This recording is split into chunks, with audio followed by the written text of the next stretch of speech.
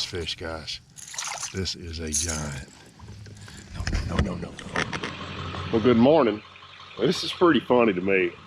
So it's Thursday morning. I'm at Lake of the Pines. The BFL is here Saturday. And as I've told you guys, I'm looking for a way to go fishing. So I had reached out to Michael Yoder, one of the owners at Jones Marine Electronics, and we were going to fish today. So I started down here, and he called me last night. He said, man, I got a boat problem. So he's between boats. He sold his boat. He's got a new boat coming. I don't think he's announced his boat deal yet, but he's in a new boat this year. And he doesn't have that boat yet. So I'm part of the way down here, and I kind of wanted to go stay with my sister last night in Kilgore. So I knew Newberry was coming. I called him. I said, you got anybody in the boat with you? He's like, nope, come on. So I'm here. It's after 8. And most guys are just now rolling in. So nobody wants to fish. And it was pouring down rain this morning. It was foggy last night. Nobody wants to fish in the rain. But it is coming up fast. It's raining like crazy. I've heard the bite is terrible. So I'm actually interested today to go fish. I hadn't been in the boat with Dickie in over a year. I'm interested today to get out with Dickie and see how he's going to approach practice here. And hopefully we get some bites, and hopefully we all learn a little something here. So stick around. Let's go fishing with Mr. Dickie Newberry this morning. All right, so we started the day. So the water temp is 44.5 degrees, and there's been a lot of rain. So the lake's coming up. I've heard as much as 1.5 feet in the last week. Doesn't seem like maybe that's possible, but maybe it is.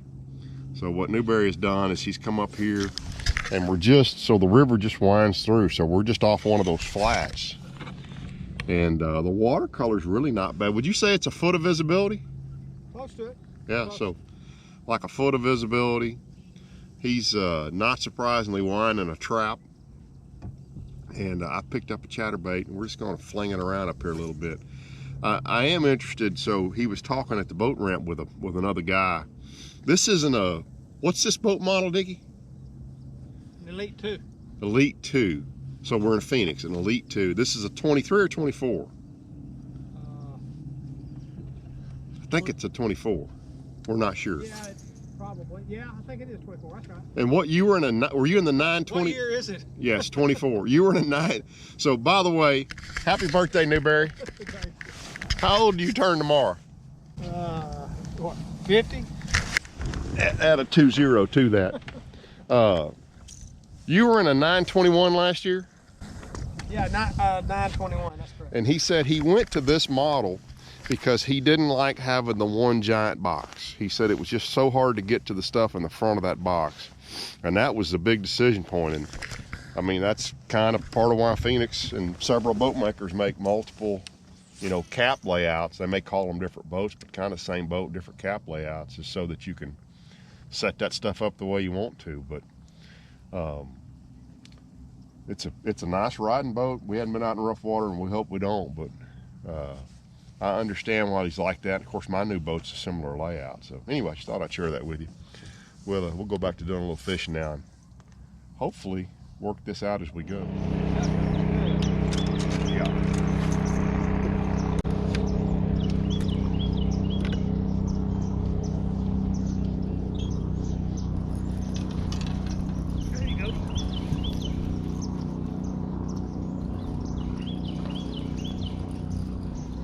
Fish. Yeah, it's got fish. Yes,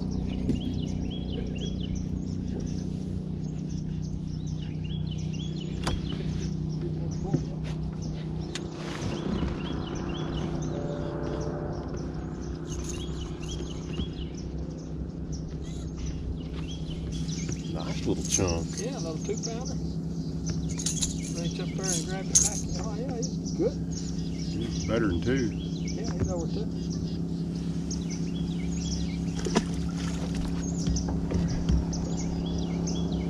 There might be some back here, huh? Mm-hmm.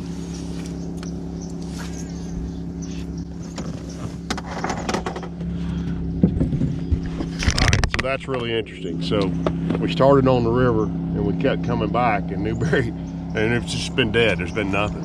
And he said watch. He said, we're gonna get up here where we're far enough away from the river and that water's gonna clear up. And sure enough, I mean, it wasn't 50 yards ago, all of a sudden the water got clear and thunk, he catches one on the trap back here. So we may not get enough. That tells you these fish, I mean, how deep is it, Nick? That's about 3 foot. 3 foot deep. I mean, they're just back here. And what's the water temp? 44.93. 44.93, not even 45 degree water temp. And I'll bet you there was ice on this bank back here a week ago. I guarantee you there was, you know it? Oh, probably. And them fish will just charge back up in here. That's just, it don't make any sense sometimes, but Mr. Newberry, not his first rodeo. But most of the bigger part was them making other people's rods. They're lost from their rod lines, but probably not even break. But we tried to go into a deal with them, Lou and I. Oh God, that's a good one there. That's a good one. Ooh. We've got a guy right there. Turn the boat to the right.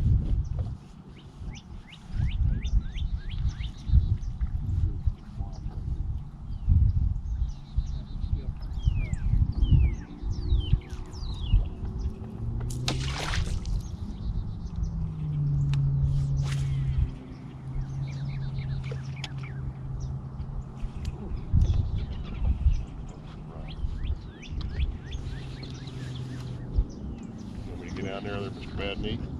I got it. I just don't want him to knock a hole in the bottom of the boat.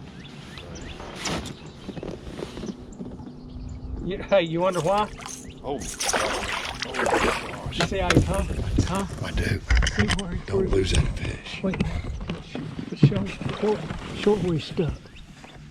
Look at that. Look at that. That's a 10 pounder. Excuse my language, guys. He's stuck in his tail.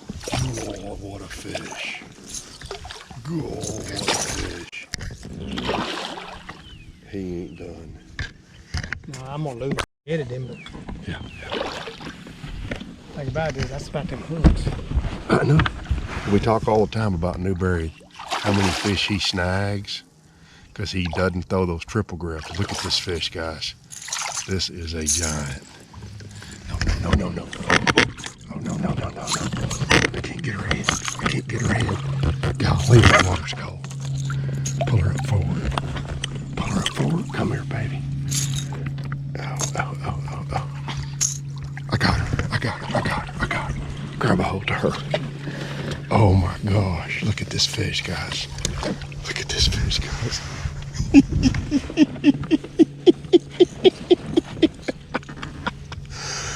Oh my gosh.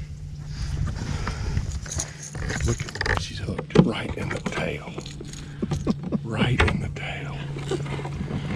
Holy smokes. Dickie Newberry, you are the snaggingest dude I've ever met in my life. But I need this tournament though. It's wrong day. Here you go. Pop him out. You got scale? There's a scale in there. That is a giant. Is that fish 10? No.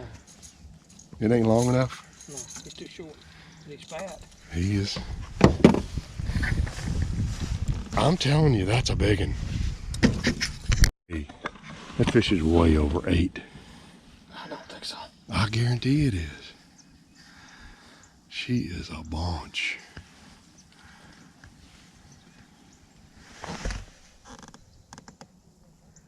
What's she weigh? 9.11. I told you. Come right here. Or 9.13. 9.9. It's going from 9.13. So that's good. 9 pounder. 9 pounder. I'm gonna put her back. Oh yeah. I'm gonna catch her Saturday. Look at that toad. What's this? She's like, wait a minute. Wait a minute. Oh, I'll see y'all later. That's about 150 yards further into that same area with that clear water. Yep. That's where they're at. There's nobody back here. There ain't nobody back here. They will be. I'll post this Friday tomorrow to make sure everybody can find this. Okay, so we've talked about this before a lot. And he's the reason I don't throw triple grip hooks on tournament day on moving bait. Explain what you're throwing, Dickie. Oh, I'm throwing a, well, this is a Bill Lewis half-ounce rattle trap. This is a crawfish or red crawfish. You know, the key to it, those hooks right there. So talk about what size hooks and what hooks you're using. Well, this one here has got a number 3 and a number 4.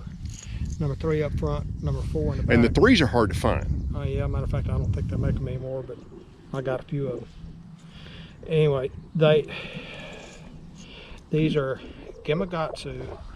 They're the Aaron Martin's nanoed not triple grip, but nanoed style hooks. Yeah. You know, they're finesse nanos. It's called a finesse. It's a super thin wire, but it's strong. Yeah, they make one that's bigger, stronger, but it doesn't penetrate. I mean, how many times have you thrown a rattle trap and you pull back a scale? Well, if I'd been throwing stock hooks, I would have pulled the scale back just then. But that scale weighed 911. And it's just that when they slap up against it, this penetrates the scale and gets into the meat, and they're there. I mean, until you either rip it out of them or something. But I catch numerous. I mean, every time I go, I catch, a few on it. And today, they're going to really slap it a bunch because we've got 44, 45 degree water. They're not going to be real aggressive. They're not going to be putting their mouth around it. They're going to be doing a lot of slapping right up there because you get it in there close to where they live, they're just going to slap it. Yeah. And when they slap it on this, with my stiff rod, and my non-stretch line, my good fluorocarbon, it sticks them. Now you said that, but so this is sort of a prototype rod. Yeah. Okay, before we get into the rod conversation, let me actually go back to the hook conversation and expand on that conversation just a little bit here. Okay, so that's a triple grip hook, right? And what you see is the point of the hook points back towards the eye. I believe this is a Van Dam developed hook. And when a fish bites it, it's one of the best hooks there is because they just can't throw that hook like they can on other hooks. But with rattle baits, you get so many slap bites, fish that run up and just smack it, that Newberry and me and a lot of other guys now prefer more of a round bend hook. And this really isn't exactly a round book hook, but what's so great about that little finesse, by the way, that's the medium heavy. And what you will notice of that hook is you can get that hook in a 3/0. The nano finesse is the very thin wire hook. It's called the Gamakatsu Aaron Martin's TW or Nano G Finesse treble hook. And it's a thin wire and it has tremendous penetrating powers, as Newberry talked about there. Now you can't over pull on them, which goes back to the rod he's going to talk about here in just a second. But I think what has happened is you see that hook's not even available in a 3. You see 1, 2, 4, 5, 6 and a 1/0. I think what's happened, or my guess is, that their contract with the Martin family probably has expired because this hook is now on the Gamakatsu website. It's nowhere else that I can find. And it is just called a G Finesse treble. And if you read through the description down there, they describe it just as the nano hook was described, which is a proprietary thin wire hook, TGW tournament grade wire hook. And what you'll see is it is made in a 3/0, but even on the Gamakatsu website, they're sold out of the 3s. Now, why is that important? Well, a traditional Bill Lewis rattle trap is one of the most subtle vibrations, the subtle shaking of a bait of any of them. If you pick up a quake, a 6 cents quake, or a Duke, or a tungsten 2-tap, or certainly a Yozuri, all of those other baits, Lucky Crap, they all have a more violent rattle to them. This bait, you cannot, and that's why you see bigger, beefier hooks on most of those other baits. There's smaller hooks on a rattle trap, and in fact, when he goes to the hooks he describes, you're actually getting a little bit lighter hook, and I believe that's part of why he's better with the trap than a lot of guys.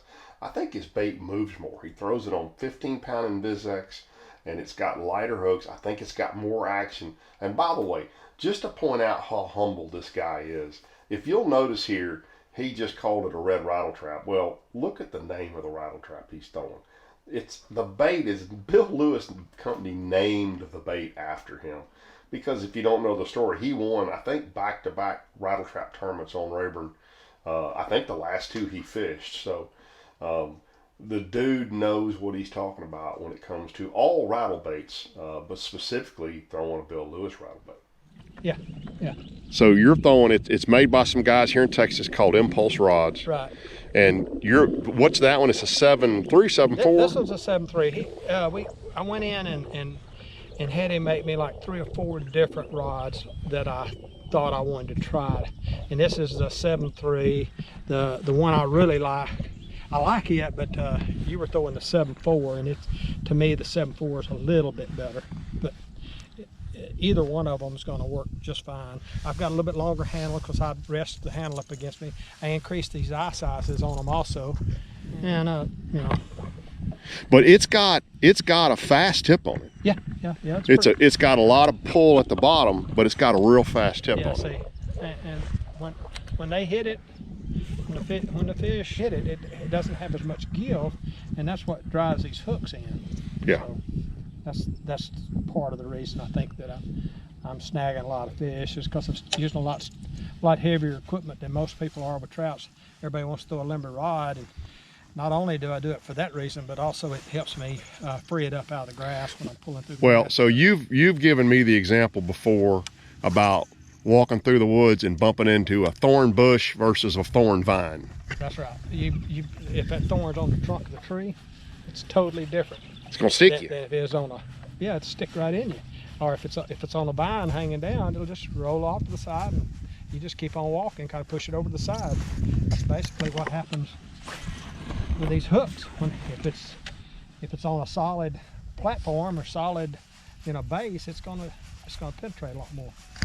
That's why that man uses way heavier rods trap fishing than anybody. Well, no, I say that. A lot of guys do now because of a lot of what he said and what he's done doing it. But it's a heavier rod than most guys will throw a trap on. I really, really want to get a bite now. So if there's 9-pounders up here, there's 10-pounders up here. I'm gonna go back to fishing.